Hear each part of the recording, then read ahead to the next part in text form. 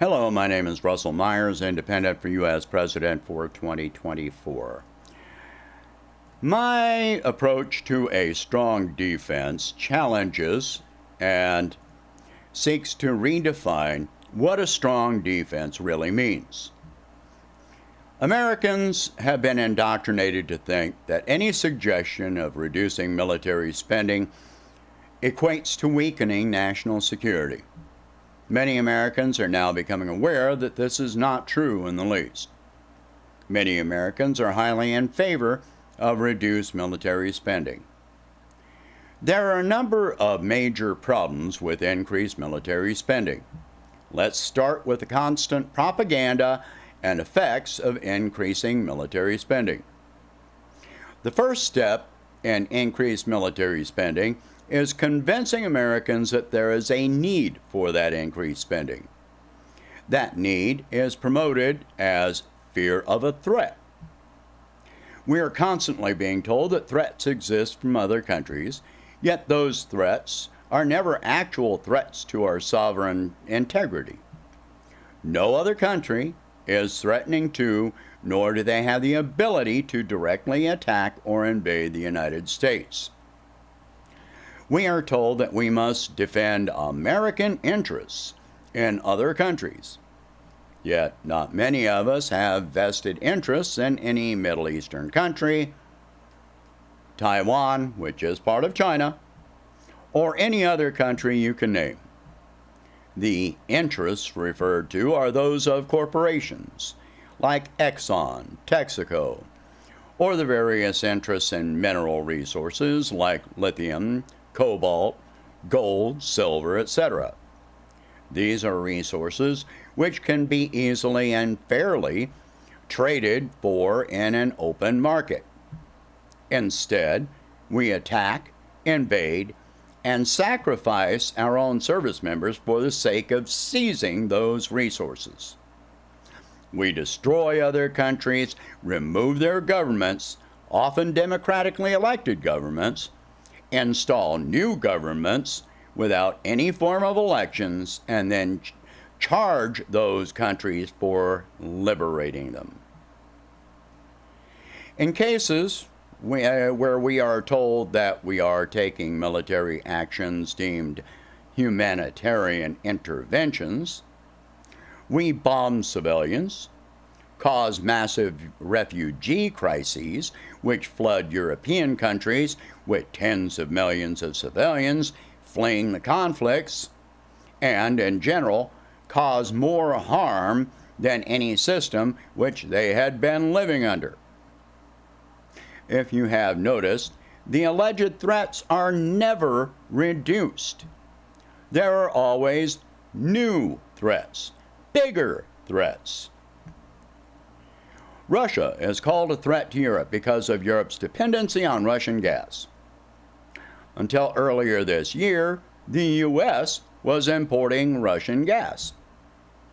What about our own dependency on Saudi and OPEC oil? Not long ago, our president visited Saudi Arabia to ask them to increase oil production for our benefit. Isn't that a threat? Look at their human rights abuses. We know for a fact that Saudi Arabia funds terrorist organizations. 13 of the hijackers on 9/11 came from Saudi Arabia. We've been dependent on Saudi Arabia since 1974. Is that not a threat? China is called a threat because they are successful in global trade. That's not a threat. Money spent to expand our military presence in the South China Sea is money which is not spent rebuilding our industrial capacity. We depend on China for rare earth minerals and microchips, elements which our own military cannot function without. Literally, our military capacity depends on China. Our consumer economy depends heavily on Chinese exports. Without the products that we import from China, the retail market in the United States would shut down for years.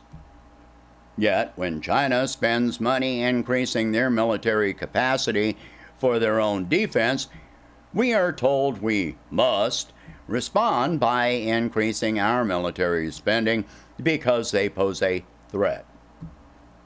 Then they increase military spending, so we can increase military spending, and on and on. This cycle is not meant to end, ever. The wars we have engaged in and the never-ending increases in military spending have not strengthened us. They have weakened us. And this is now showing very clearly. Our military is unable to meet recruiting quotas. Younger Americans have no urge to enlist in never-ending wars for corporate profits and political posturing. This is even more true when they see our veterans going homeless, hungry, and committing suicide because they have been so emotionally damaged by what they have gone through. Over 160,000 current service members are dependent on food stamps and food banks to survive because of low pay. With inflation, those numbers will only increase.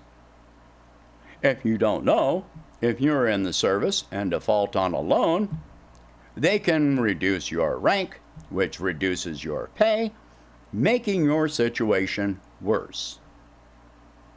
Current enlistees are being involuntarily extended because there is nobody to replace them.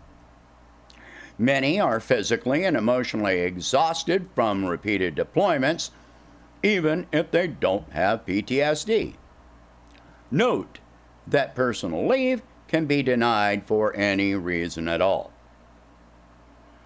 The weapons used bombing at least 7 countries directly, and the weapons we have sent to Ukraine have dangerously depleted our arsenal. So, if we were actually attacked anywhere in the world, there is the strong possibility that we could not gather an adequate response. Contracts for weapons intended for Ukraine will not be ready until 2024, which tells you how long it takes to build those weapons. In 2016, we dropped so many bombs that we literally ran out of bombs in our arsenal. What equipment we have, even if it is reliable when produced, is worn down from overuse. As a former Army mechanic during peacetime, I can tell you that our military equipment needs constant, major maintenance just from training maneuvers. Put that worn-down equipment on a battlefield, with human lives dependent on that equipment, and the outlook would be grim. Many of our people would die. Yes, I am very much in favor of reducing military spending and closing most of our foreign military bases. For hardened installations like nuclear sites, we could train the militias in those countries they are located to operate and maintain those installations. Walk away and let them have them. One of the few things I agree with former President Trump on is that Europe should be more responsible for the cost of their own defense. Bring our troops home. Our country has a population of 330 million, while Europe has a population of 770 million. I think they can handle it. That doesn't mean that we could not help them if needed. With modern transportation, we can have forward forces anywhere in the world in hours, major forces in days. This would pose the advantage that our people and equipment would not be destroyed in an initial attack, but any potential enemy will have used their own weapons and been at least slightly weakened by European defenses. Note that this is exactly what happened in World War I and World War II. we entered those conflicts very late in the day, which drastically reduced our casualty rate. We barely trained our troops in those conflicts. They trained our troops. Our forces were in Europe for months in World War I before seeing the first day of battle. With modern technology, we don't need to know the terrain. Coordination today depends on technology, which does not require in-person training maneuvers. What I would really prefer to do would be to train our forces and retask our military for more constructive purposes in addition to combat training. We could train and use our military to respond to disasters such as wildfires, floods, and earthquakes. We could send our forces to disaster areas anywhere in the world to assist in need. Not only would this build stronger diplomatic ties, but it would teach our service members more humanitarian skills, increase their pride in service, and make them better citizens when they leave the service. This would also help mitigate the damaging effects of PTSD should they experience trauma. When we train our people to respond to everything with force, we have instilled that mindset into them at a young age. It would give our military and our country an entirely different image globally.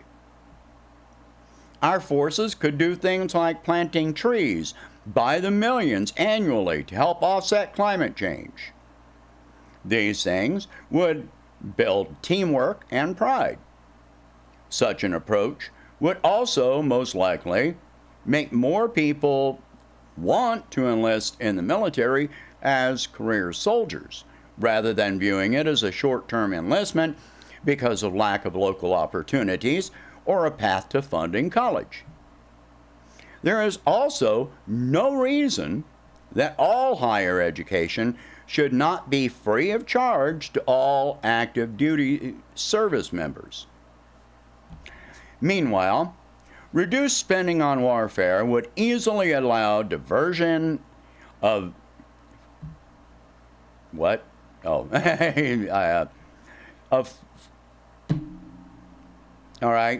diversion of funding to veterans who have already served our country and suffered injuries, disabilities, and PTSD. They have earned our respect and support. Yet we continue spending money creating more damaged veterans and abandoning those who have done their duty at significant personal cost. Feeling that they will be abandoned in these situations is something else which weakens our military to a significant degree. The reduced spending would also allow us to divert that spending to the real threats to American society, like hunger, homelessness, lack of medical care, addiction, and mental illness. Doing this would build stronger communities and remind us that we are a community. It does take a different mindset than always reacting out of fear all the time. We have a lot to fear as a society, but military defense is very low on that list. Please share this article or video. I need your help to expand awareness of this campaign. I am not going to receive any corporate backing, but will encounter a lot of corporate opposition and suppression. It is a fact of our current system that money is necessary for a political campaign, so if you can afford it, please donate whatever you can to help expand this campaign. Thank you very much for watching. I hope you have a good day.